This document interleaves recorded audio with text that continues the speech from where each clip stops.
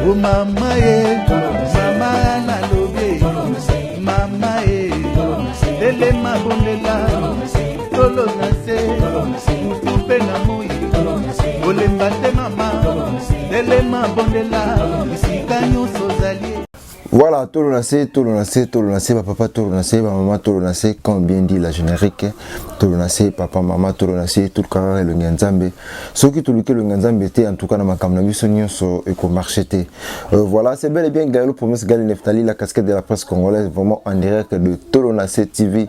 Tolonacé TV, là, je salue la présence du Seigneur Jésus-Christ. Balbi, ce moment, tous aboués, et ça, pour l'Angola Nzambe. Alors, tu peux ça, Nzambe, merci, t'en rappelles, ça, ce souffle de vie, t'en rappelles, ça, makasi ya koloba ya kosala makambo donc ekozala bien. Je ne peux pas commencer cette émission sans dire un grand merci à maman Anne Kalambay, pourquoi pas na pasteur Carlos Kalambay, les gardiens du temple, pasteur Carlos Kalambay, les gardiens du temple.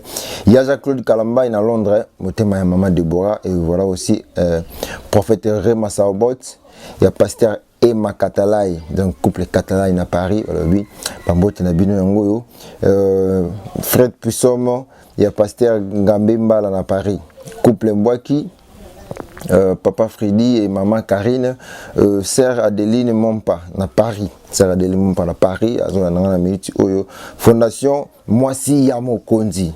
Bien fondation Mwasi ya Mokonzi pesa et kopesa melayo prophète José Yanda na Bandal.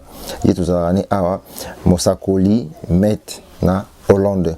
Voilà, et ainsi que maman Rebecca Kalambay. Voilà.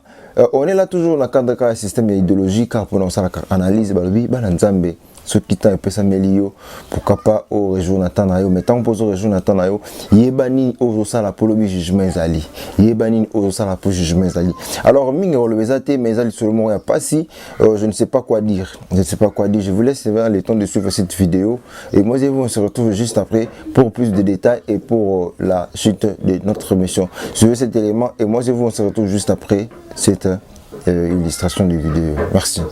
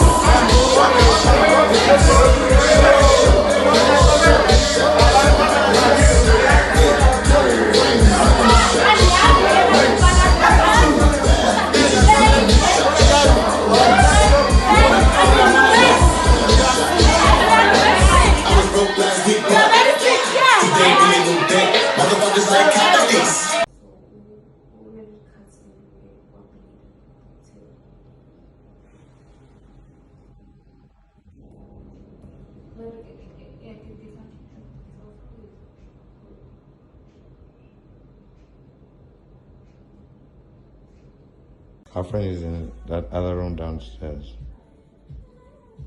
In my room. Okay, why did this woman is dead now?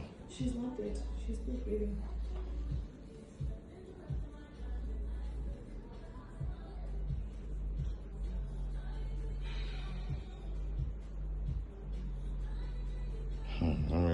Voilà, merci à toi, maman Anne Kalambaye, merci à toi, maman Anne Kalambaye, pourquoi pas aussi à Jean-Claude Kalambaye, voilà. Beaucoup dans la vidéo, on a essayé de comprendre vraiment pas beaucoup plus de choses, mais au moins, vous avez vu qu'il y a une fille en Obina, subitement, elle est arrivée par terre, elle a saigné, et tout. Nabi qui s'est posé des questions, qu'est-ce qui a fait qu'elle est à la bongo? Voilà. Je n'étais pas sur place, mais il y a eu des personnes qui étaient là. Alors, il y a des villes, je suis évité d'attendre la vite, mais le temps pour moi de vous mettre des voices, qu'est-ce qui s'est passé réellement? Nazaki mpe mwa bizu muke fio komone nisha boza petitsera masa nanga amona matete lobi na butu bakendaki na masa na mo bwa sud africaine na anniversaire ya mobile ya masa na sud africaine wana bakomi kona lobi na butu bavandi fete ka ndenge omoni wana après camarade mususu ya fio wana sud africaine soki nini toyebi te fio na bimisi kama mundoki ba beti masasi après kimi yake toza awa ngagaba ba 19h nazo koma nano kuna peke ndoza programme ndenge ni matanga ngoto sala quoi ndango. Voilà, quand on vient d'écouter cette voix, même la Bible dit, c'est lui qui tu parles paye pour Koufa Nambeli, donc Bomi Nambeli, Koufa Nambeli, Bomi Namasasi, Bomi Namasasi. Quel que soit, vous avez des comptes à rendre. Pourquoi faire c'était l'acte? Pourquoi faire de tels actes? Je ne sais pas, moi vraiment, de ma part, je suis choqué. N'a habité, la deuxième voix, c'est un déco, Azaki, pendant plus de détails, la ville et tout ça. Et bon, toujours continuer, juste analyse la biseau. Non, c'est quoi? Il y a quoi qui se replace pendant à respirer pendant à l'oreille peut mouquer. Era koya kiwana babenga kikamara na yona yeba asura yibiselo ko mobo ya monoko après ambulance paye aumela kipenza mais tellement sikoyo asenyaki makasi avant ambulance eya ce que c'est que no ba memi wana ba kimi na hôpital ngeza ne mususu siko bango panique wana batutu ba kimi après ce que mukolo ndako susu azongi omoni panique wana nde ko bomisi siko asenyaki makasi tema bale zoki na mutu. C'est un peu ça, bizarre, hein? C'est trop bizarre ça, trop bizarre. Petit à Koufia Moubès, vrai chéri, petit, vrai chéri. C'était quel jour? Le l'autre vendredi, jeudi. Nazaki n'est samedi la semaine passée. Samedi, Nazaki na Yoville. J'ai besoin de. Avec un besoin de plan, bilomo, et pas là. C'était ça va pour nous en côté. Mais tout coup, t'as sikoyo, c'est na zuita na yeba côté na okuna noyela. Tout peut-être solo le peut bien après tout kabanzo kande a olaka. Ça n'ga fort vrai petit chéri karapenza kande. On monika ba gère na bino kanenge za kino bolinga médaille ko yate. Ba modèle na bino ba alinga. Voilà. Et voilà, Ndekwaseki, Aïbi pourquoi il y a Seki, mais Bisso, c'est toujours là, et servait Bisso comme leçon. Tu vas battre to vivre na bango, tu vas battre to sekana bango, tu vas battre to sepana bango, parce qu'on ne sait jamais. Mutumso ko solo faine boye, nzoka na kana likamu na kata mutema we barate. Écoutez quand occasion mon ka boye, na horoscope mon ka isinka saka o akosa la po sepelisa mutema na e, voilà. Mais totiki jugement nzambe na maboko na e. C'est un événement qui s'est passé dans Yorville, hein. Yorville, vous voyez, Bibinomoko, si vous êtes connaisseur, vous tambola trop, maman Anne Kalambaye, vous tambola trop, on a pasteur, pasteur Jean-Claude, vous tambola trop, vous voyez, Yorville sur les Arapi.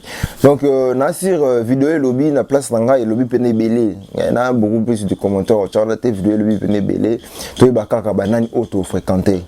Hein? Pour te auto-fréquenter, dis-moi qui tu fréquentes, je te dirai qui tu es. Donc c'est pas moi qui a créé cette phrase-là, donc ça a été créé depuis. Alors, ça n'est vraiment pas Mingi. Je ne quitterai pas cette émission sans dire un grand merci aussi à celui qu'on appelle.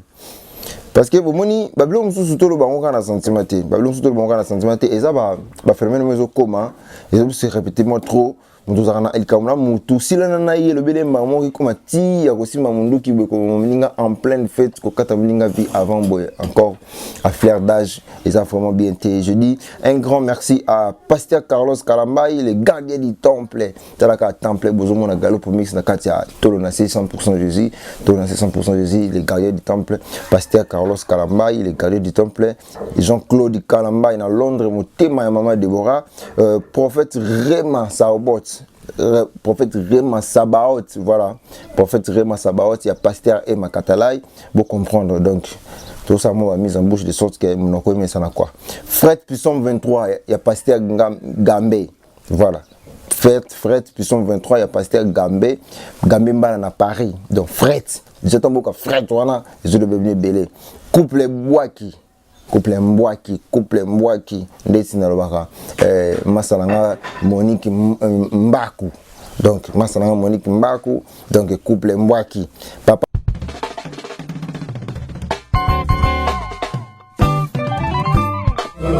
Oh mama ye, mama na lobe, mama ye, dele mabondela, tolo na se, mutupe na moi, olemba te mama, dele mabondela,